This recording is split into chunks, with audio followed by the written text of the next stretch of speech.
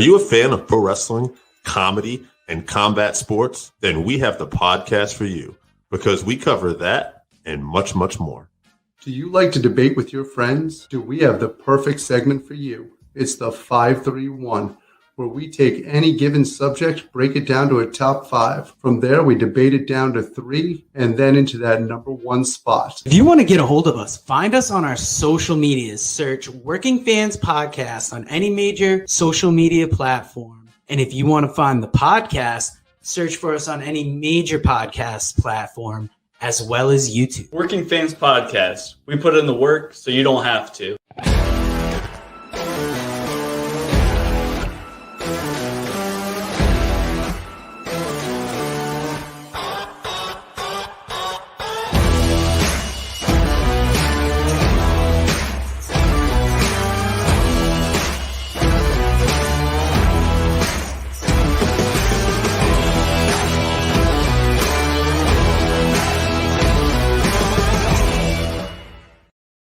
Fans, welcome back for Working Fans Saturday, episode 53, where the man they call Dave and AJ Strangebrew will be doing a live 531 on their top AEW matches of all time, as well as their top 5 of the week.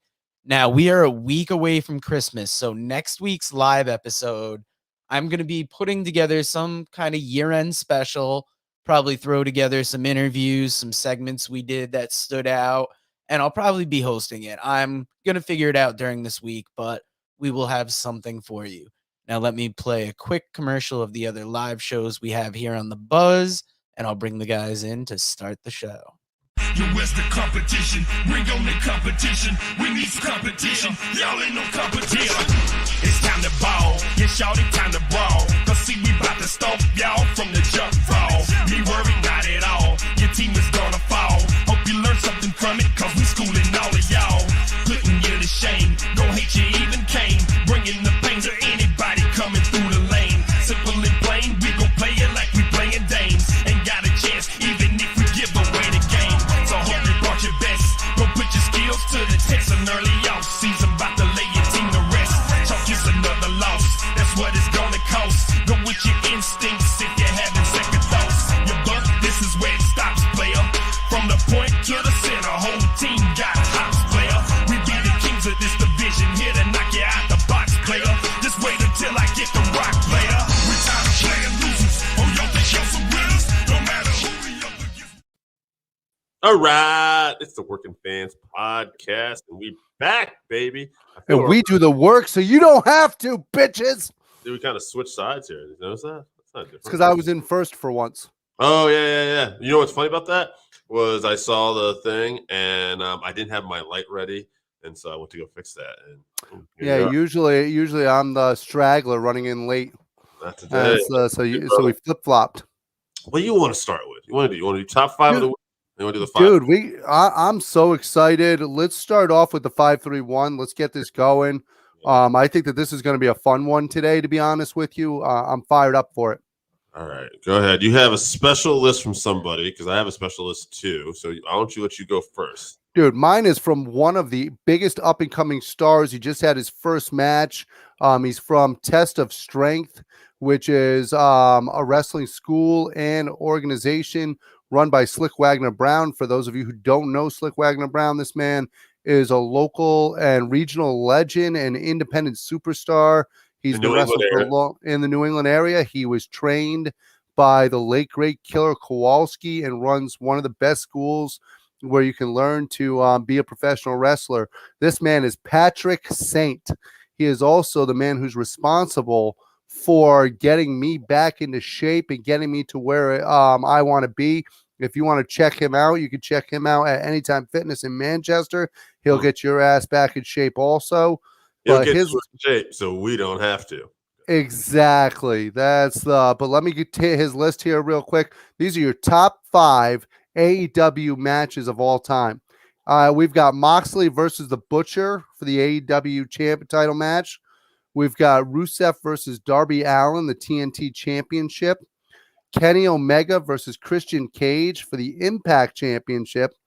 Moxley versus Kingston in the world title match. And for number 5, he said anything from Powerhouse Hobbs or Wardlow can fall into there. And guys, if you're wondering why he picks those two, this man is built like those two. So that's why he's picking guys like that are just absolute monsters in the ring. So Patrick Saint, thank you for everything you're doing. And hey, let's keep on kicking ass. I'll throw in Cody Rhodes and Wardlow as his final pick then, because I think that's the best match out of all those. When Cody Rhodes and Wardlow had that cage match. Dude, that cage match was sick. Anybody who doesn't like that match, shame on them. Mhm. Hobbs, I'll speak out for him also. Mhm. Hobbs is coming along.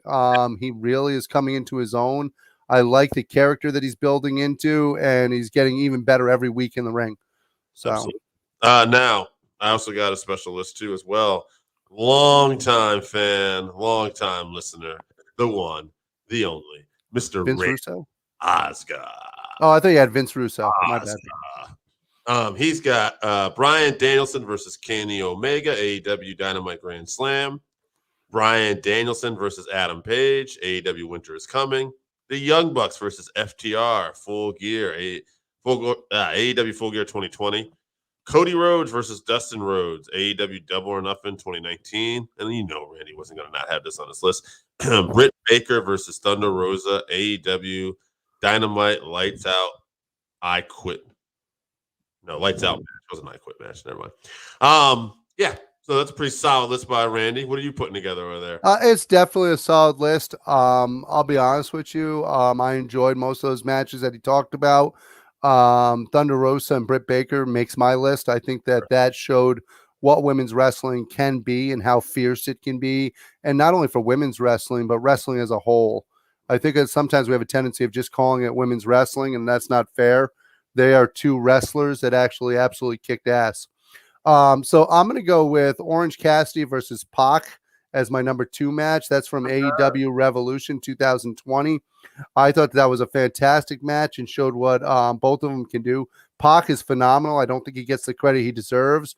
And then Orange Cassidy, the ability to do what he does with his hands in his pocket, and to make it look that effortless is absolutely insane. I'm also going to hit up another Pock match, Kenny Omega versus Pock, the Iron Man match. I thought that was absolutely insane. That's from February, I believe, of this year, earlier this year, from AEW Dynamite. I thought the match was just out of this world. That probably was actually that would have been last year, I think. February. I thought it was 2021. I don't think I could be wrong. No, that was the Iron Man match they had was before the pandemic. Yeah, so I'm sorry, probably 2020 then. My bad. Yeah. I'm not gonna lie, the years have started to blend together a little bit over the last 2 years, so it's all good. That's but we'll definitely go with that one. Another match for me that I put is Best Friends versus Proud and Powerful in the parking lot brawl. I thought that was actually a hell of a match and ended up being one of the best moments in AEW. And now this one was a tough one for me because I had one on my list and then for number 5, and I ended up changing it because of what happened this week. Oh, okay. This week you had Paige, Paige and freaking why am I going stupid for a second? Danielson. Yeah, Hangman Page and Danielson absolutely killed it this week, and it's going to end up taking my number 5 spot. But I had in the 5 spot before that, I actually had Cody Rhodes versus Dustin Rhodes. The first time they actually wrestled in AEW, the Bloodbath.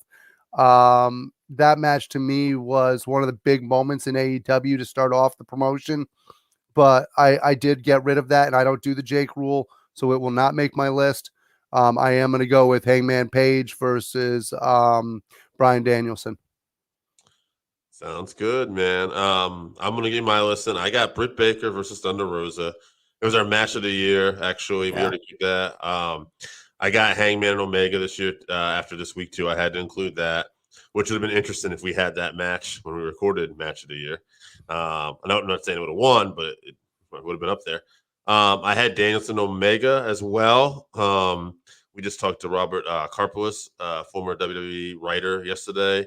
And one of the reasons he had this match, too, as far as moments of the year, was because it wasn't even just a match.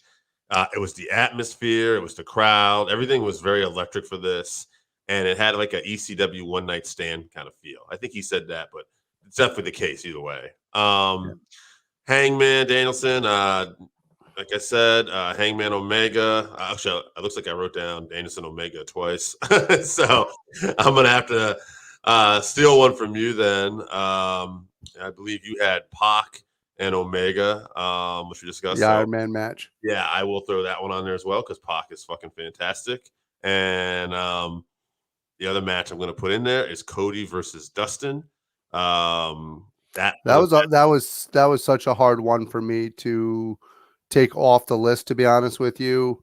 But I just think that the other matches that I had meant a little bit more to the people that were involved in it. Just more emotionally connected, I think, to that match. Actually, I'll throw an honorable mention, a little Jake rule. Cody Rhodes and Brody Lee dog collar match. I actually really enjoyed that. It's just you tend to forget it because it was the last time we ever saw Brody, and then everything happened afterwards. And so that was great for making Brody Lee a monster. And then another one that Cody did this year that we don't talk about enough is the Malachi Black, not Aleister Black, Malachi Black. I think that we have a tendency of forgetting how good of a job Cody does sometimes of getting other talent over. Right, so I think we're going to throw we got to throw Baker and Rosa in here. It was already our match of the year. I think we're going to throw Hangman and Danielson after this weekend here as well. And then it gets a little tricky. We could do Danielson Omega as well. I don't think it matters what the next one is, what the third one is. Yeah, so we're kicking it's going to be kicked out first. So sure, we'll go with Danielson Omega. That was a nice one too. The 30-minute Broadway. Mm-hmm. Are we sticking with Baker and Rosa as our match of the year still?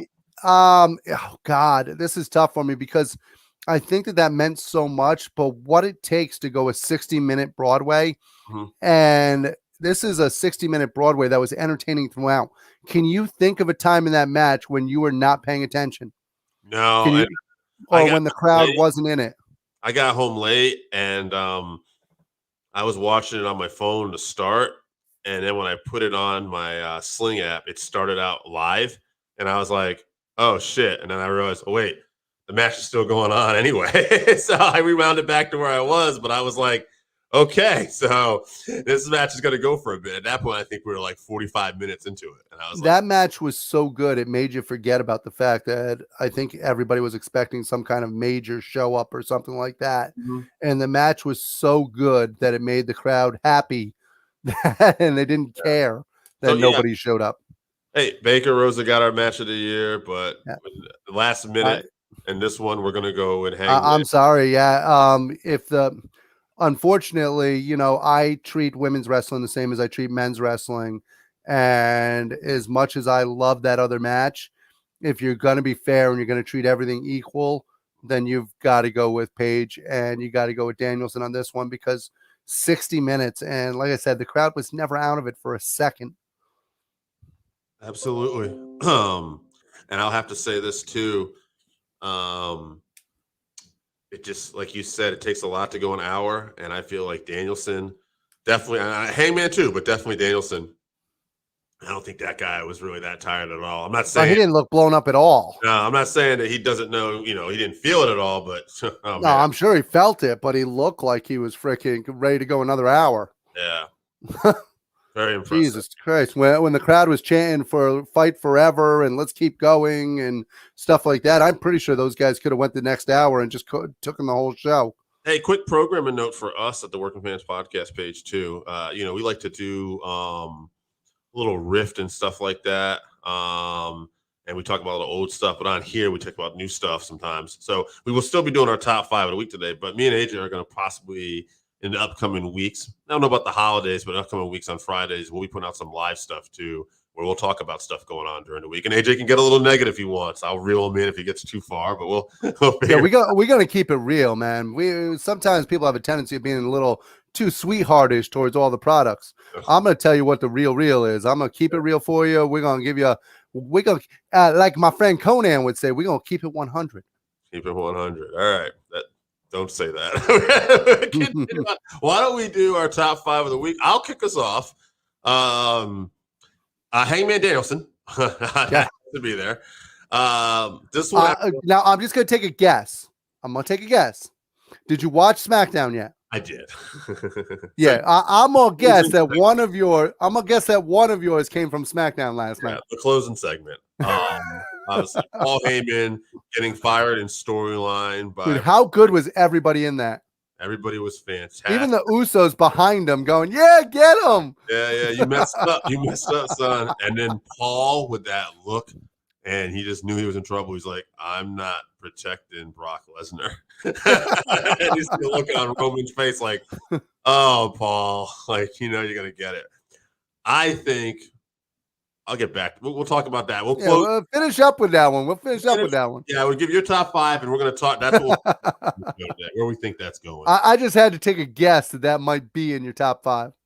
A couple small ones here. I just wanted to include MJF went in the ring for the 3rd year in a row because I think this is going to be a big deal now when he finally loses this ring because they're building it up. He's the only one. Yeah. So actually, shit, I put this guy in there and I shouldn't have done. All right.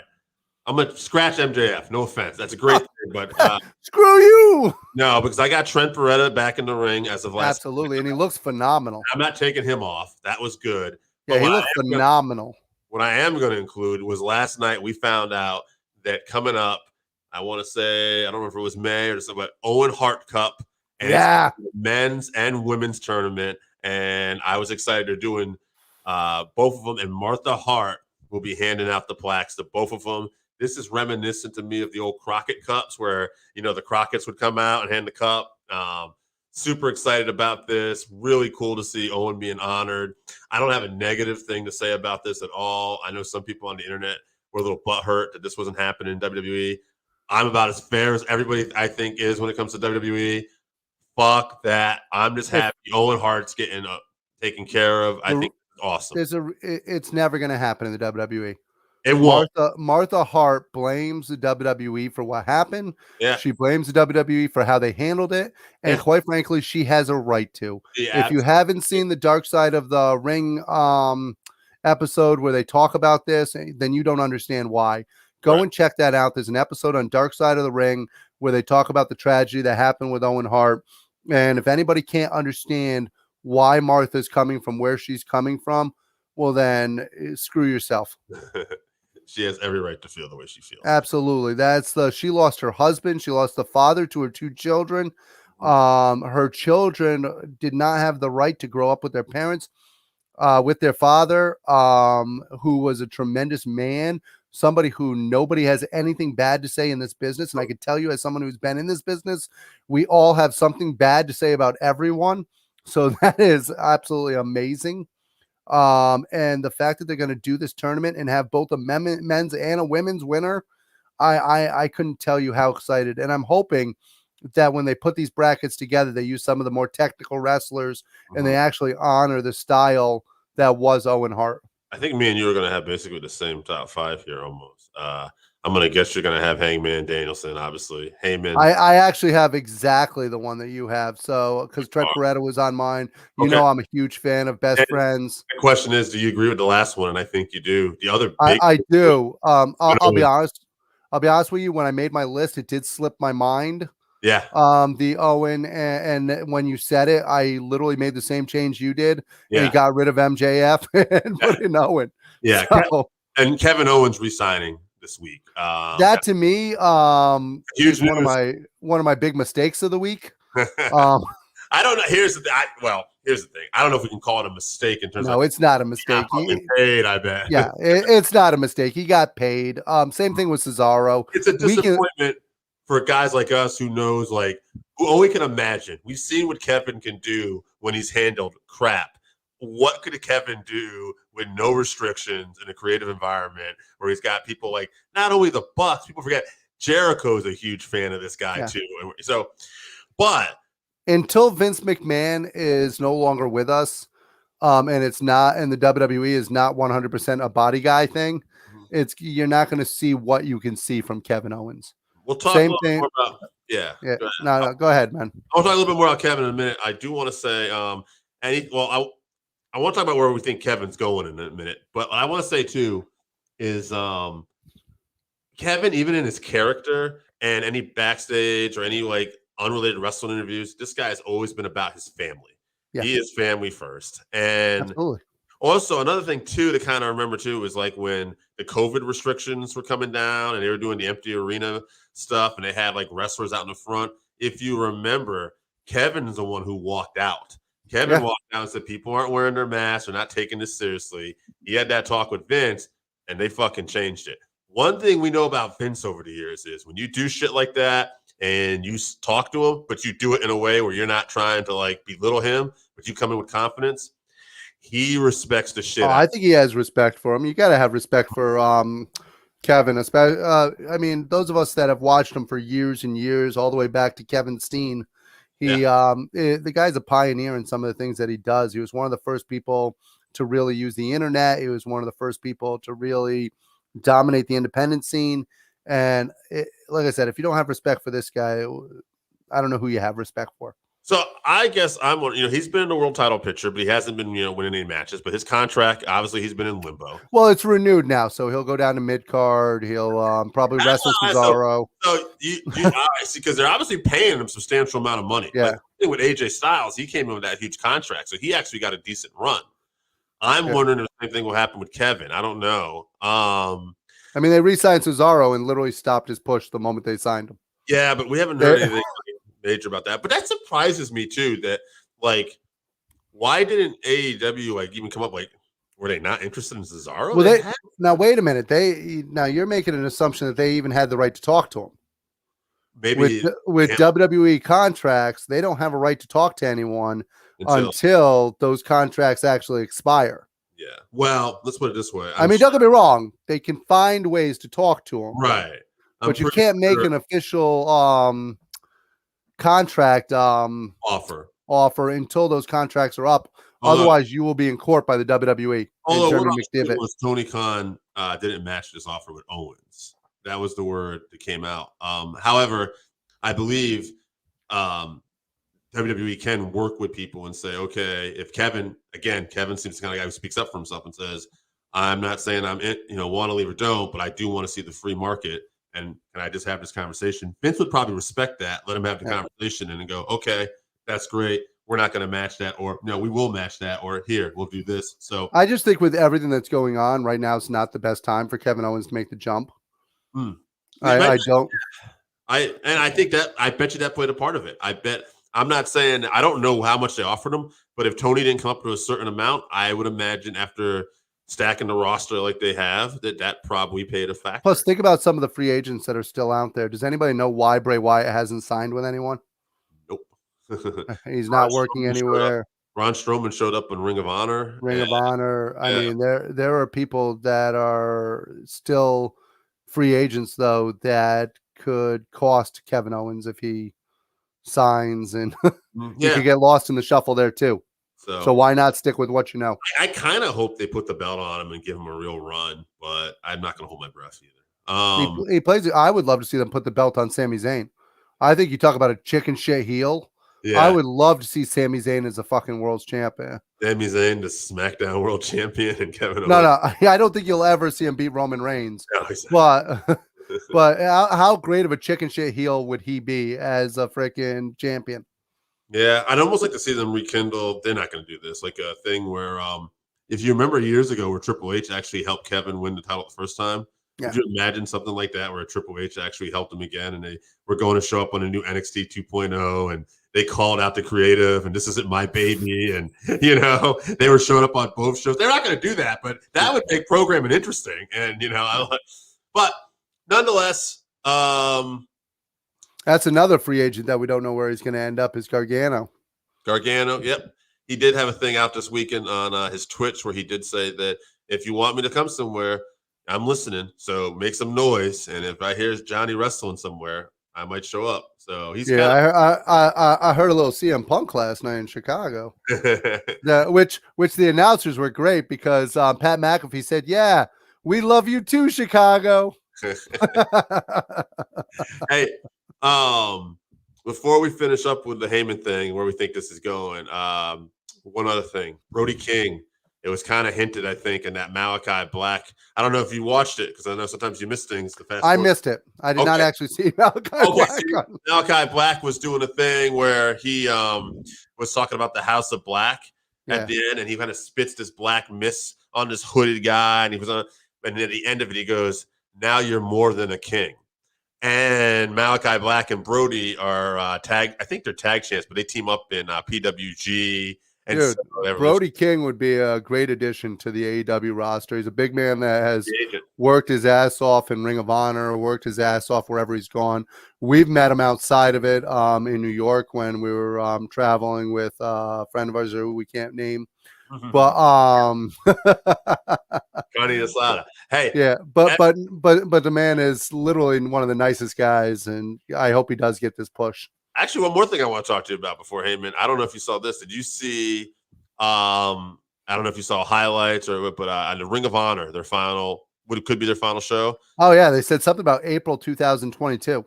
Yeah, they're talking about coming back and like maybe a relaunch, but it'd be a completely different product where they might not have anybody signed or just a few people. I'm looking forward to FTR versus the Briscoes. That's what I was going to ask you. So you saw that then too, like they're hinting. Yeah, of course I watched it. That's the I thought the whole show was great. I like the fact that they had the guys come on and do little things saying thank you for their time there. I wish the WWF would have allowed Kevin Owens to say a little thank you for being there. Me too. Wow. Sammy also, yeah. Or yeah. They could have at least let him do the El Generico because who would have known? But the card on a whole was fantastic. We of course love Jonathan Gresham, so to see him go out on top and his final match there with Jay Lethal and go out as the champ was outstanding.